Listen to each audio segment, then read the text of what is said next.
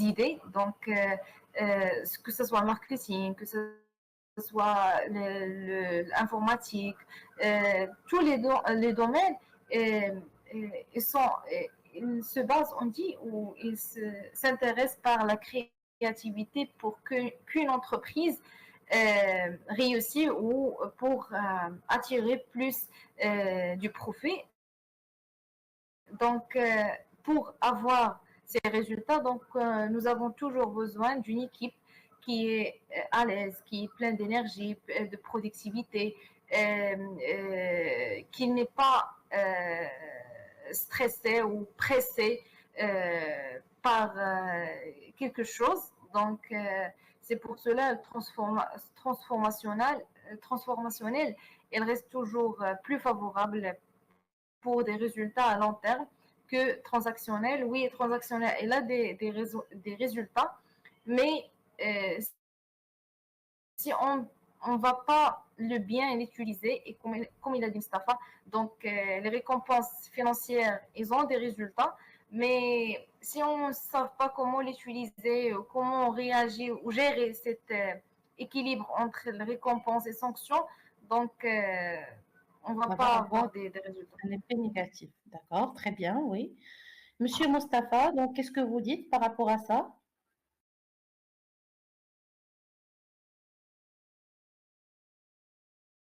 Mais madame, je suis d'accord avec, les avis de mes collègues. Donc, le style transactionnel, puisqu'il est basé sur la récompense sanction, et le style transformationnel basé sur la motivation, l'inspiration de ses collaborateurs à atteindre des objectifs grâce à la vision, la communication et l'inspiration. À mon avis, la récompense peut créer une dépendance avec le temps et perdre la motivation à long terme, D'accord, ce qui entraîne une limitation de la créativité et l'innovation. Donc, le style transformationnel est bien adapté puisqu'il stimule l'innovation et la créativité, également favorise l'engagement et crée un climat de confiance. d'accord. Donc, quelle est la principale caractéristique qui est accordée au leadership transactionnel? Donc, on a des caractéristiques qui caractérisent bien sûr le transactionnel en termes de récompense et de sanctions. Donc, on dit que voilà, c'est un style qui est efficace, mais on lui reproche un certain nombre de choses. Donc, qu'est-ce qu'on lui reproche ce style? Donc, la question, bien sûr, est destinée pour tout le monde. Madame, vous pouvez répéter la question, s'il vous plaît? Donc, quelle est la limite qu'on reproche au leadership transactionnel? Donc, il se base sur la récompense et la sanction. Oui, mais on lui reproche, ça veut dire qu'il y a une limite qu'il présente. Donc, c'est un style qui réussit, c'est vrai, c'est un style qui se base sur les résultats, mais il a un inconvénient ou bien une limite. Quelle est cette limite ou bien cet inconvénient? Donc, si vous vous souvenez de cette limite, est-ce que vous pouvez, bien sûr, la partager avec nous?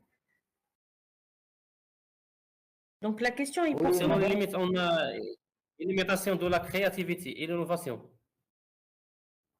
limitation de la créativité et l'innovation, ça c'est d'une part. D'autre part, Monsieur Le Mounir, risque oui, le risque d'immotivation pour les collaborateurs.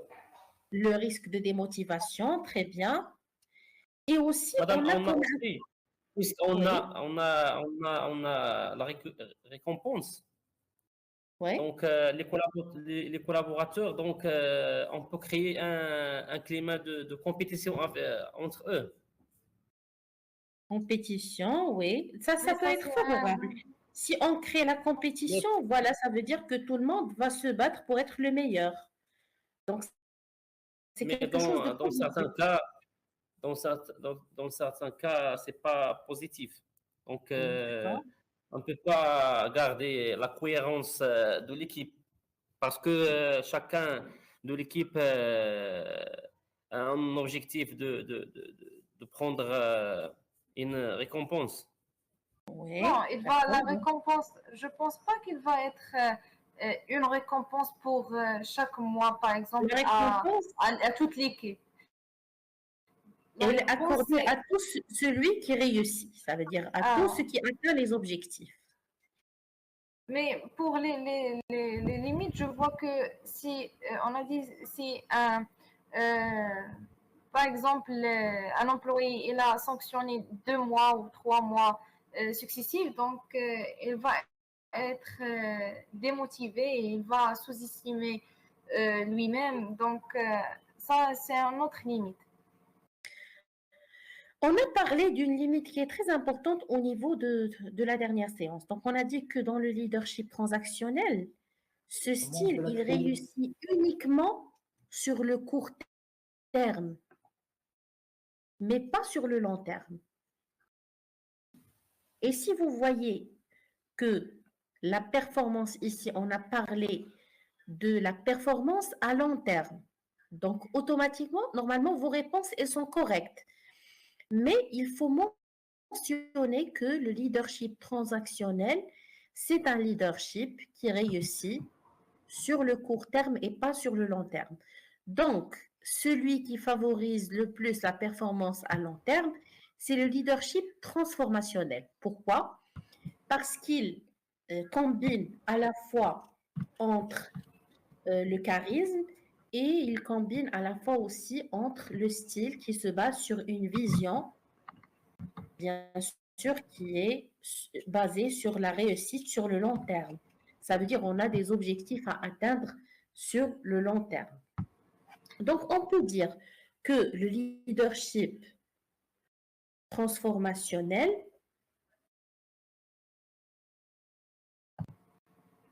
ici, il développe une motivation interne chez chacun des collaborateurs. Et comme ça, il favorise l'innovation. Donc, ceci motive durablement les collaborateurs. D'accord? Madame, pour le style transactionnel, comme vous avez dit qu'il est à court terme, donc euh, si on réfléchit, on trouve que les entreprises ils utilisent ce style indirectement. Donc quand il y a par exemple une période où il y a la charge de travail, il y avait par exemple dans mon domaine, donc par exemple, on a une attaque, donc les employés, ils ont passé des nuits blanches, ils ont fait beaucoup de travail, donc il y a des récompenses. Et des fois, donc, si par exemple, il y a des absences ou il y a un retard, par exemple, dans la rentrée des employés, il prend quelques, comment on dit, salaire. Donc, Oui, ce style, il est utilisé indirectement. oui, oui. Parfois, oui. Oui, parce que parfois, on fait des sanctions. Pourquoi? Pour essayer d'imposer un petit peu un peu d'ordre au niveau et du sérieux au niveau du travail. Oui. Parfois, on fait cela et il y a des activités où on applique vraiment le système de récompense et sanctions, comme dans le cas des centres d'appel, par exemple.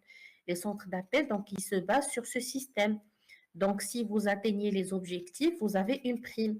Si vous n'atteignez pas les objectifs et vous avez des retards, vous avez des retards au niveau aussi vous avez une prime pour chaque chose. Des primes qui vont, si vous n'êtes pas assidu, vous vous absentez, il y a une prime qui va être bien sûr prise de votre salaire. Si vous arrivez en retard, il y a une prime qui va être retirée de votre salaire. Si vous n'atteignez pas les objectifs, il y a une prime qui va être retirée au niveau du salaire. Et bien sûr, tout à l'heure, quand je présentais les styles, j'ai déjà dit que ce style de leadership transactionnel, il est utilisé dans toutes les activités qui sont liées à la vente. D'accord? Parce que la vente, c'est quelque chose qui nécessite vraiment l'encouragement et nécessite l'application de systèmes de récompense et sanctions. Sinon, on ne va pas vraiment trouver des résultats qui vont être très favorables. D'accord?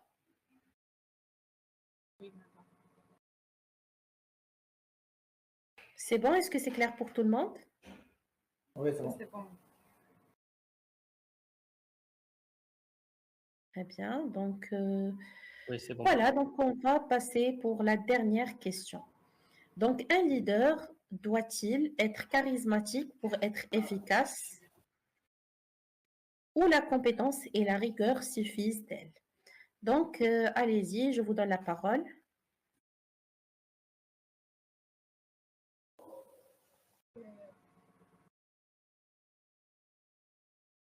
Mounir, tu vas commencer ou je commence? Oui, tu peux commencer. Tu commences? Non, tu peux commencer.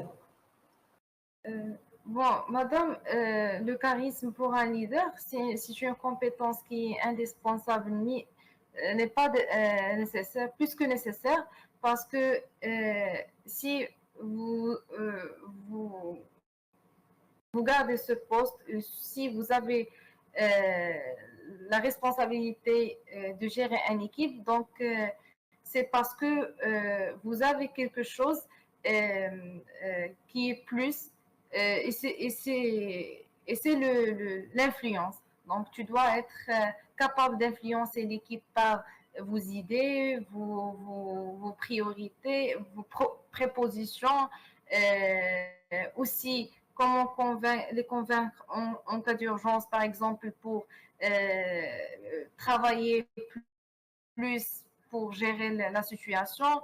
Donc, si vous n'avez pas ce genre de compétences, donc vous allez, comment on dit,